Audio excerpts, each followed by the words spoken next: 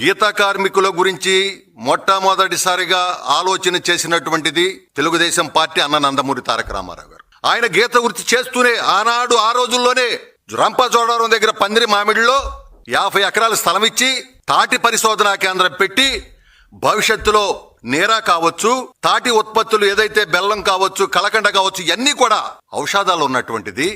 దీన్ని పరిశోధన చేసి భవిష్యత్ తరాలకు అందించమని చెప్పి 50 ఎకరాల్లో మరి తాటి పరిశోధన కేంద్రం ఆనాడే నందమూరి తారక రామారావు గారు పెడితే 14-19 మధ్యన 20 లక్షల రూపాయలు ఇచ్చి ఏదైతే ఈ నీరా ఉందో కేరళ కావచ్చు, తమిళనాడు రాష్ట్రాల్లో అధ్యయనం చేయమని చెప్పి ఆ రోజున చంద్రబాబు నాయుడు గారు పంపితే ఆనాడు వాళ్ళందరూ కూడా తయారు చేసి ఒక రిపోర్ట్ తయారు చేశారు. దురదృష్టవశాత్తు ఆ తర్వాత వైసీపీ వచ్చిన తర్వాత అవి కూడా బుట్టదాఖలైనాయి. ఈ రోజున మేము కూడా గౌడ కార్పొరేషన్ కావచ్చు, సెట్టిబల్జ కార్పొరేషన్ నుంచి కూడా మేము మళ్ళీ ప్రతిపాదనలు పెట్టాం.